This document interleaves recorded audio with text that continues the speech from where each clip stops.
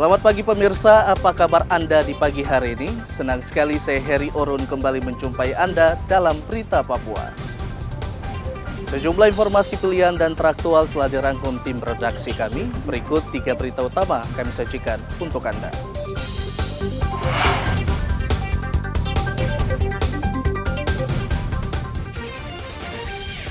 Ekskavator masuk ke sungai, 2 orang di Manokwari tewas. Pencurian motor marak di Merauke dan Mimika.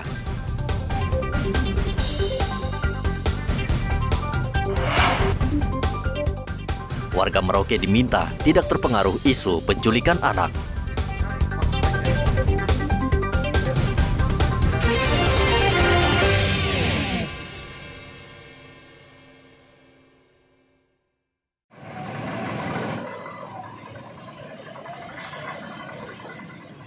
Sebuah ekskavator terperosok dan masuk ke dalam bendungan di lokasi tambang emas ilegal di Kampung Wariori Indah, Distrik Masni, Manokwari, Ahad kemarin. Kecelakaan ini menyebabkan 2 orang tewas dan seorang bocah perempuan berumur 5 tahun hingga saat ini belum ditemukan. Saksi mengatakan saat itu ekskavator sedang membawa rombongan pulang dari lokasi tambang emas ilegal di Kampung Wasirawi ke bendungan Sungai Wariori. 1 kepala 1 juta. Diduga pengemudi tidak hati-hati, ekskavator tersebut terperosok masuk ke dalam bendungan bekas galian tambang lalu tenggelam. Korban yang meninggal yakni Ratnasari dan Yuliana Budiman. Sedangkan korban selamat yakni Irwansyah, pengemudi ekskavator, serta Aspar dan Nofri. Pada saat menyeberangi sungai, ekskavator terpelosok di kedalaman sungai. Pada saat itu langsung tenggelam. 6 orang penumpang, 3 orang dalam keadaan selamat. Dapat kita sampaikan juga 2 orang meninggal, nyatakan meninggal. Kemudian 1 orang masih dalam pencarian sampai saat ini. Untuk selanjutnya pencarian akan kami lanjutkan esok hari di hari ketiga dengan membagi menjadi 3 tim. 1 tim melaksanakan pencarian di lokasi kejadian karena ekskavator tersebut akan kita angkat. Kemudian tim yang kedua melaksanakan pencarian dengan mempergunakan longboat ke arah hilir sepanjang kurang lebih 4 km. Dan 1 tim lagi, tim yang ketiga akan melaksanakan pencarian di bibir sungai hingga kurang lebih 4 km juga. Mudah-mudahan korban bisa ditemukan segera. Unsur SAR yang terlibat dalam pencarian 1 orang korban dari unsur TNI dan Polri serta keluarga korban dan masyarakat yang ada di sekitar lokasi kejadian. Hingga berita ini disusun, tim SAR saat ini masih melakukan pencarian bocah perempuan bernama Putri Nabila yang tenggelam bersama ekskavator. Edi Musahidin melaporkan dari Manokwari, Papua Barat.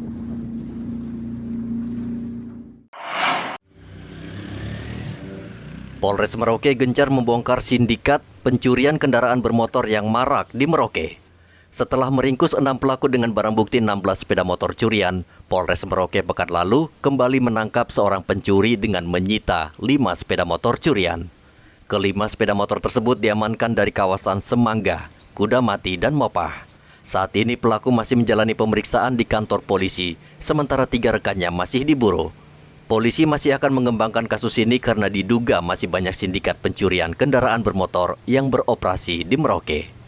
Temuan atau penangkapan dari motor yang kedua kalinya dilakukan dalam waktu dekat ini oleh tim reskrim, Buser khususnya di lapangan. Jadi awal bulan kemarin sempat ditemukan ada belasan unit motor yang dicuri oleh para pelaku. Kemudian minggu kemarin terungkap lagi ada 5 unit kendaraan yang ditemukan. Kemudian pelakunya sementara dilakukan pemeriksaan untuk penyidikan lebih lanjut. Karena pemilik motor ini sebagian ada yang melaporkan ke Polres Merauke tentang kehilangan motor dan ada juga yang tidak. Sehingga dari 5 unit motor yang ada di sebelah saya ini tersisa 4 karena yang satu sudah diserahkan atau diambil kembali oleh pemiliknya. Ada kaitannya dengan pelaku yang sebelumnya ditangkap, Pak Kasih? Yang sekarang ini tidak ada. Jadi memang masing-masing pelakunya sendiri-sendiri. Sendiri, ya. Jadi tidak ada sindikat dari yang pertama dengan yang kedua ini. Sementara itu di Kabupaten Mimika, 3 pencuri kendaraan bermotor yang sering beraksi di kota Timika ditangkap. Salah satu dari mereka masih di bawah umur. Mereka ditangkap di 3 lokasi yakni Jalan Budi Utomo, Jalan Pendidikan, dan di Jalan Patimura, Jalur 7 Timika, Papua Tengah. Mereka biasanya mengincar sepeda motor yang ditinggal pemiliknya dengan kunci kontak masih terpasang. Ternyata dari hasil pengembangan, polisi menyita 7 unit sepeda motor yang seluruhnya sudah dipreteli untuk menghilangkan jejak dan siap dijual. Ada 2 laporan polisi terkait dengan kasus pencurian kendaraan bermotor dengan 3 tersangka. Ya. Jadi 2 laporan polisi dan 3 tersangka, serta kita berhasil mengamankan 7 barang bukti berupa sepeda motor atau kendaraan roda 2.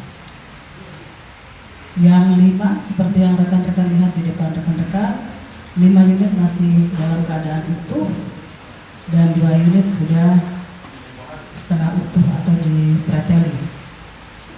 Salah satu DLP-nya itu ada yang tidak mengunci stang motor, ya, kemudian didorong keluar.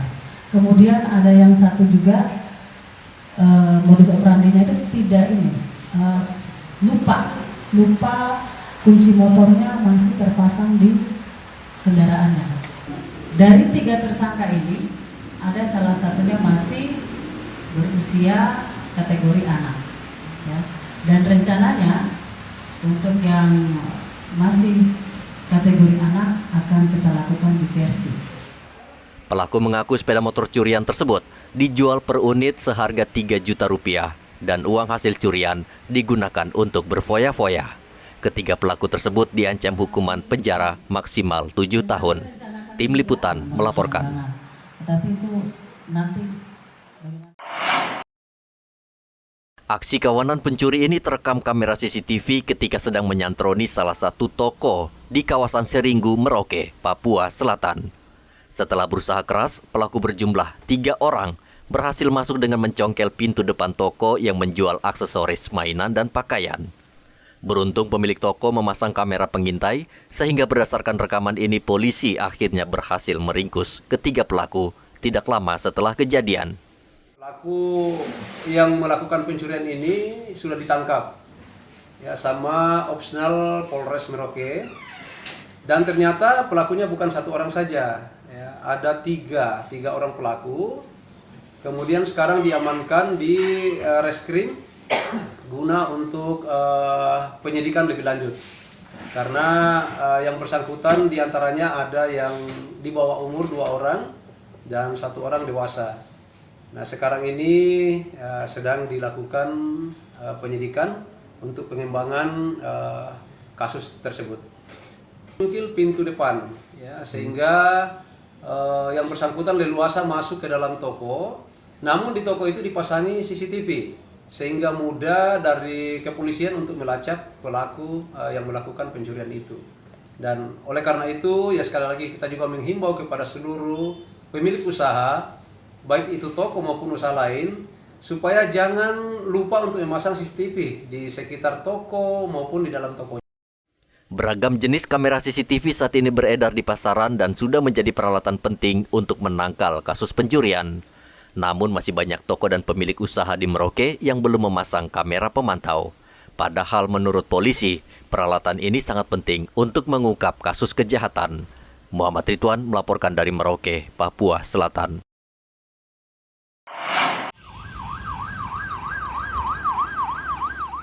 Kericuhan yang terjadi di Wamena, Kabupaten Jayawijaya dan menelan korban jiwa serta luka-luka dipicu oleh isu penculikan anak yang beredar di media sosial.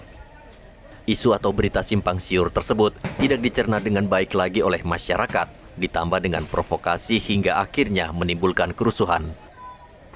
Kapolres meminta masyarakat agar segera melapor ke polisi bila mendengar isu yang berkembang di masyarakat yang bisa mengganggu stabilitas keamanan. Saya menghimbau kepada seluruh masyarakat bahwa ada beberapa isu-isu yang terjadi di wilayah Papua ini agar betul-betul kita bisa menyaring serta bisa mencari faktanya yang betul, tidak dimakan atau dimakan mentah-mentah, ataupun juga dipahami dulu persoalannya, baru kita melakukan tindakan. Tindakan itu, kalau memang isu itu kriminal, harapan saya seluruh masyarakat Kabupaten Merauke itu bisa melaporkan ke kepolisian. Kericuhan antara aparat keamanan dan warga di Wamena, Papua Pegunungan terjadi pada Sabtu siang. 10 orang meninggal dan 6 orang warga lainnya mengalami luka-luka. Selain itu, bentrokan juga menyebabkan sejumlah kios di Kampung Lantipo, distrik Wamena Kota, terbakar akibat amukan massa. Kericuhan dipicu penghadangan seorang pengendara yang diduga pelaku penculikan. Polisi yang berusaha melerai justru menjadi sasaran kemarahan warga. Muhammad Ridwan melaporkan dari Merauke, Papua Selatan.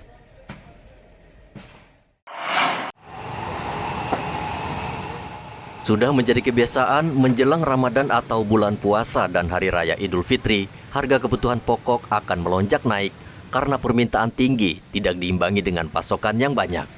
Salah satu yang paling dikhawatirkan warga di Merauke adalah kenaikan harga telur ayam karena sangat dibutuhkan. Sejumlah warga yang ditemui di Pasar Wamanggo Merauke meminta pemerintah agar tahun ini bisa mengendalikan harga telur dan bahan kebutuhan pokok lainnya agar masyarakat tidak terbebani dengan pengeluaran yang tinggi. Maunya sih ya harganya jangan sampai naik, Pak. Kalau harga sekarang bagaimana, Bu? Masih cukup Ya, terjangkau? masih terjangkau, masih harga 25. Nah, kalau jelang Lebaran, Bu, gimana kalau umpamanya harga telur naik? Harapannya seperti itu ya, Bu? Kalau Ya? bisa jangan naik, Pak. Jangan naik ya. Iya.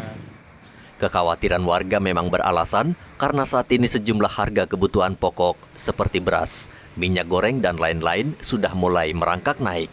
Selain pasokan yang harus ditambah, pemerintah diminta juga gencar melakukan operasi pasar serta memberantas para pedagang atau distributor yang kerap memanfaatkan situasi dengan menimbun barang.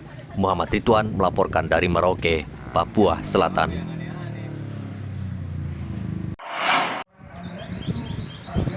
Seluruh anggota polisi Polres Merauke diminta agar segera mengurus pernikahannya secara dinas. Hal tersebut terjadi karena saat ini banyak anggota polisi yang belum menikah resmi. Padahal sebagian dari mereka sudah lama hidup bersama alias kumpul kebo. Anggota ke dalam, ya kebetulan saya didampingin oleh Wakapolres dan Ibu Kabak Sumda, ya bagaimana pembinaan ke dalam terkait dengan nikah dinas. Sudah saya sampaikan kepada jajaran seluruhnya, ya kaitan dengan nikah dinas ini, mulai daripada identitas calon istri daripada anggota, ya itu diperhatikan dan di cross check betul-betul dari jajaran Intel, kemudian dari jajaran Propam, dari jajaran SDM, serta satuannya sendiri. Jadi berjenjang dan hierarki, di cross check betul-betul calon bayangkari ini. Sama halnya bayangkara pada saat masuk jadi anggota Polri.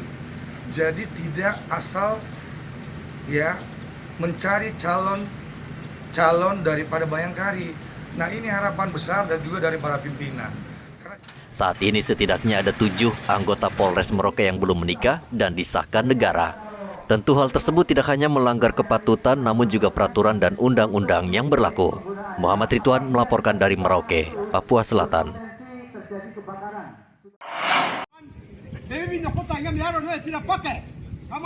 Masyarakat asli Timika yang tergabung dalam Forum Pemilik Hak Sulung atau FPHS 3 Kampung Tembagapura, Singa, Wabanti, dan Arwanop meminta kriminalisasi terhadap pelaksana tugas Bupati Mimika Johannes Retop dihentikan. Penetapan Johannes Retop sebagai tersangka kasus gratifikasi oleh Kejati Papua menuai polemik di masyarakat. Pemilik hak sulung menuduh kejaksaan telah diintervensi pihak tertentu untuk menyeret Bupati ke penjara. Pemeriksaan yang 5 kali ini bagaimana ya? Saya kurang paham sekali, Pak. Saya ini masyarakat biasa, saya kurang paham sekali. Kira biasanya begitu. KPK sudah periksa, sudah di pusat sudah periksa 5 kali. Tapi sekarang ada apa dia periksa lagi? Johannes Retop, Pelten Mimika ini. Ini tidak boleh, Pak. Sekarang Kabupaten Mimika ini ujung sampai ujung semua kolocok-kolocok, hutan-hutan semua sudah maju 6 bulan. Sudah maju. Betul-betul sudah maju sekali. Masyarakat bangga sekali. Tapi ada apa ini? Kepentingannya apa di situ? Setelah sempat dihentikan KPK pada tahun 2017 dan 2019 karena tidak cukup bukti, Johannes Retop ditetapkan tersangka pada Januari 2023 lalu. Pelaksana tugas Bupati Mimika Johannes Retop ditetapkan menjadi tersangka oleh Kejaksaan Tinggi Papua karena diduga melakukan korupsi pengadaan helikopter dan pesawat. Dari Mimika, Papua Tengah, Igobat Momolin melaporkan. Assalamualaikum warahmatullahi wabarakatuh. Korek Cilik Indonesia hadir lagi nih di Ajwa TV. Ya betul. Yuk teman-teman yang usianya 14 tahun ikut lomba membaca Al-Quran Korek Cilik Indonesia. Kirimkan video mengaji teman-teman ya ke email korekcilik2023@gmail.com. Kita tunggu video mengaji teman-teman sampai tanggal 28 Februari 2023 ya. Wassalamualaikum warahmatullahi wabarakatuh.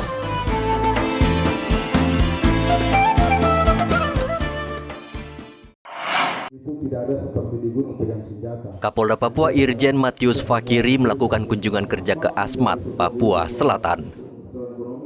Di sana Kapolda sempat berdialog dengan sejumlah tokoh masyarakat, tokoh agama, serta berbagai organisasi kemasyarakatan di Asmat. Pertemuan berlangsung di Aula Polres Asmat yang juga dihadiri Bupati Asmat, Elisa Kambu, dan Forkopimda Asmat termasuk pimpinan TNI di daerah tersebut. Dialog membahas seputar situasi keamanan di Asmat yang saat ini relatif kondusif berkat kerjasama yang solid antara Polri, TNI, dan warga. Bupati dalam kesempatan ini juga menitip anak-anak asli kepada Kapolda agar bisa diberi kesempatan berkarir di kepolisian. Kapolda Papua juga berharap perekonomian Kabupaten Asmat terus maju dan Pemda bisa mengendalikan pasokan kebutuhan pokok serta terus membangun toleransi antara umat beragama, khususnya menjelang pemilu dan pilkada yang akan berlangsung serentak tahun depan. Muhammad Ridwan melaporkan dari Asmat, Papua Selatan. Bisa kita selesaikan, termasuk saya menangani. Duta Besar Kerajaan Norwegia untuk Indonesia dan Timor Leste, Ruth Kruger Gifrin, melakukan kunjungan kerja ke Provinsi Papua Barat Daya. Kunjungan ini merupakan yang pertama kali dilakukan Dubes Norwegia. Ruth mengunjungi sekolah luar biasa di kota Sorong. Kedatangan Dubes disambut hangat anak-anak berkebutuhan khusus di sekolah ini. Dubes memberikan semangat kepada anak-anak untuk terus rajin belajar walaupun mereka tidak seperti anak-anak lain. Ruth mengatakan kunjungan kerja ke Papua Barat Daya merupakan bentuk kerjasama dengan pemerintah Indonesia di bidang pendidikan, khususnya di bidang pendidikan kesehatan reproduksi untuk pelajar disabilitas intelektual. Menurut Ruth, pemerintah Norwegia dengan UNFPA Indonesia akan terus mendukung program pendidikan bagi anak-anak berkebutuhan khusus. Proyek ini adalah bagian dari dorongan pemerintah Norwegia kepada UNFPA dari PBB sebenarnya di tingkat global, tapi ada program di Indonesia. Saya senang sekali waktu saya mengunjungi Sorong di sini di Papua Barat Daya dan di provinsi yang baru, saya juga bisa mengunjungi sekolah ini dan belajar lagi tentang program yang dilaksanakan di sini bersama dengan Pemda, dengan sekolah, dengan UNFPA di bidang pendidikan kesehatan reproduksi komprehensif. So, setelah melihat semuanya, Madam Ambasador, apa penekanan yang Anda bisa berikan kepada UNFPA supaya pekerjaan ini bisa terus dilanjutkan khususnya di sekolah ini? Saya berharap pasti akan terus dilanjutkan. Saya sangat terkesan tentang upaya guru-guru, ibu di sini, di sekolah dan juga di fasilitasnya di sini. Karena itu ada grup kelompok yang harus attention special ya, khusus, dan juga pasti ada tantangan juga, tapi saya sangat terkesan tentang kapasitas guru di sini. Selain berkunjung ke sekolah luar biasa, sejumlah kegiatan juga menanti Dubes Norwegia Ruud Kruger Giverin. Antara lain rapat singkat dengan pihak pemerintah Provinsi Papua Barat Daya dan dilanjutkan dengan kunjungan ke kampung wisata Maladufuk untuk melihat burung langka cendrawasih serta melihat langsung keindahan Raja Ampat yang sudah terkenal hingga ke mancanegara. Topan melaporkan dari Sorong, Papua Barat Daya.